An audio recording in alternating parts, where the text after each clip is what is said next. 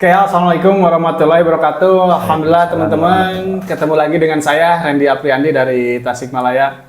Alhamdulillah teman-teman, hari ini saya kehadiran anak muda yang sangat luar biasa, yang sangat menginspirasi banyak orang juga ya. Karena kenapa? Kerja kerasnya sangat luar biasa. Itu bisa menginspirasi teman-teman juga yang melihat video ini. Nah, saya pengen banyak pertanyaan ke Kang Ipan ini. Karena jarang banget gitu ya, jarang banget seorang anak muda yang usianya sangat muda banget gitu, tapi mau belajar bisnis, mau belajar usaha yang dimana mungkin di balik semua itu ada tujuannya gitu, di balik semua itu ada motivasi yang sangat luar biasa yang belum kita ketahui. Nah, tapi sebelumnya Kang Ipan nih, saya mau ada pertanyaan. Sebelum Kang Ipan jalankan bisnis ini, emang sebelumnya latar belakangnya apa sih? Kalau saya pribadi, alhamdulillah latar belakang itu seorang santri. Latar belakang seorang santri. Berapa lama waktu itu? Kalau nyantri sih udah dari lulus SD, cuman pernah pindah gitu kan. Pas lulus SD saya pesantren di Serang, Banten. Nah udah gitu kan biasa kalau namanya juga anak-anak gitu kan, baru lulus SD kan gak betah. Nah pulang lagi ke rumah gitu kan, ke Sumedang. Nah udah gitu sekolah di di kampung. Pas udah lulus SMP, saya lanjutin lagi pesantren di Kabupaten Bandung, di Ciparai. Kurang lebih adalah sekitaran 5 tahun. Luar biasa ya, 5 tahun loh. Alhamdulillah. Jadi banyak ya pengalaman-pengalaman sebelum menjalankan bisnis ini. Alhamdulillah. Tapi Kang Ipan sendiri, apa sih motivasi Kang Ipan kok bisa gitu? Sebelumnya ceritanya gimana ini? Kok bisa bergabung di bisnis ini? Kalau ceritanya, jadi dulu itu kan baru aja lulus SMA ya, di pesantren gitu kan, baru lulus, bingung, dihadapkan dengan dua pilihan. Yang pertama, pilihannya itu mau lanjut pesantren, apa keluar pesantren terus cari kerja, kayak gitu. Nah disitu saya, istilahnya itu sholat istiharah gitu kan, ya Allah saya mau tahu solusinya gitu kan. Saya agak berat gitu kan meninggalkan pesantren, terus buat bela-belain cari kerja. Soalnya saya ngelihat orang tua di rumah itu kan, tinggalnya sendiri gitu kan. Kalau kalau ayah itu kan udah gak ada, jadi orang tua saya itu tinggal ibu, jadi otomatis saya ini kan jadi tulang punggung, kayak gitu. Nah disitulah kemudian alhamdulillah mungkin ini jawaban dari doa-doa saya juga, datanglah salah satu mentor gitu kan, nah namanya Kang Rijal, ke pesantren. Nah yang ditawarin bisnis sebenarnya dulu itu bukan saya tapi guru gitu kan. Guru dijelasin, nah tang ting tung guru bergabung. Nah pas udah gitu saya ditawarin, kamu gitu kan, daripada sekarang keluar pesantren terus cari kerja, mending gabung bisnis aja. Seenggaknya ketika kamu udah keluar pesantren, nanti udah siap gitu kan, udah punya bisnis sendiri. Nah disitulah saya mulai ada keinginan. Kalau yakin sih belum.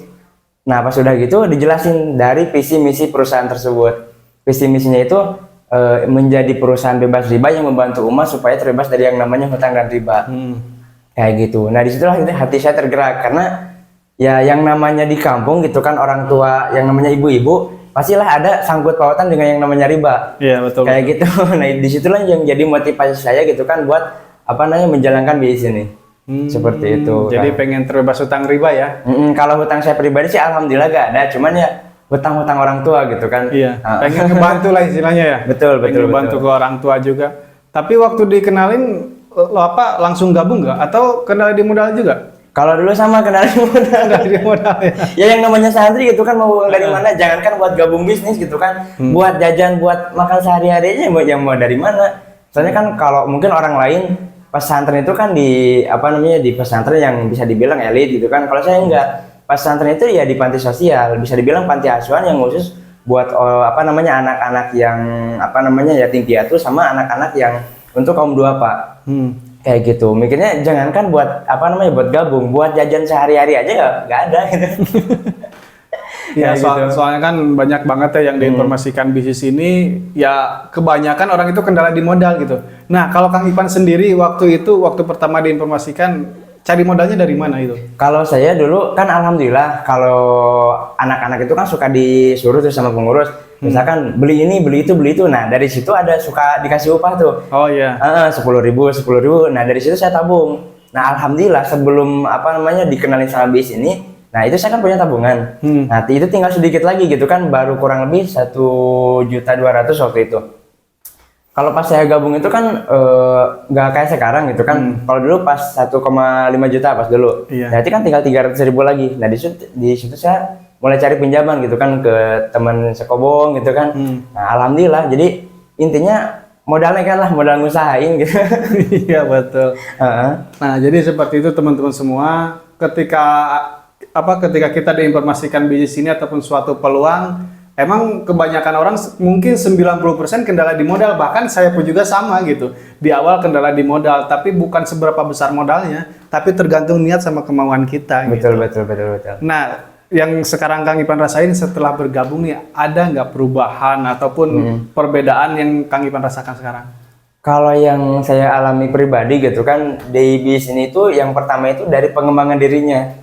Kayak gitu, soalnya dulu gitu kan, jangankan mau istilahnya itu bicara sama banyak orang gitu kan, ya agak nervous lah, agak pemalu juga kayak gitu ketika ngomong itu. Bahkan ketika saya pertama gabung gitu kan sama bisnis ini, pertama kali saya presentasi malah diketawain sama calonnya. Kamu itu ngomong apa kok gak ngerti? Sempet kayak gitu juga, tapi kan alhamdulillah sambil kesini kan sambil belajar juga, evaluasi. Proses ya? Proses seperti itu. Intinya pengembangan dirinya dulu gitu kan kalau saya. Ya, karena segala sesuatu hal pun juga kan pasti ada prosesnya juga. Betul. Ada halangan tentang rintangannya. Ada proses yang harus kita selesaikan juga, harus kita lewatin juga. Karena enaknya di bisnis ini kan ada mentor. Betul. Ada mentor yang siap ngebimbing kita gitu. Jadi mau latar belakang apapun juga, mau usia berapapun juga, ya tergantung kitanya. Yang penting kita ada kemauan untuk belajar. Nah, kalau Kang Ipan sendiri, ada nggak sesuatu hal ataupun kesan ataupun kisah yang benar-benar bagi Kang Ipan itu ngerasa apa ya, yang paling menyedihkan lah ketika lagi berjuang? Ada nggak saat-saat momen-momen yang seperti itu? Karena kan sebelumnya kan belum punya pengalaman nih, nggak mungkin juga kan Kang Ipan sekarang kan enak ya, sekarang bisa dapat bonus, bisa dapat dan lain sebagainya gitu kan. Tapi sebelum ke sana pasti mungkin ada lah gitu cerita yang dimana kok seperti orang lain mah kok kayaknya gampang gitu bisa dapat penghasilan dari bisnis ini. Pernah gak ngalamin seperti itu? Kalau yang jadi bisa dibilang pemecut gitu kan, pemecut saya buat bener-bener serius di bisnis ini. Jadi waktu itu pernah gitu kan, pas waktu udah gabung gitu kan, tapi belum keluar dari pesantren, cuman udah gabung, saya pulang gitu kan ke rumah kayak gitu. Nah dari situ dengar kabar bahwa orang tua itu dipanggil sama kepala desa. Kaget kan?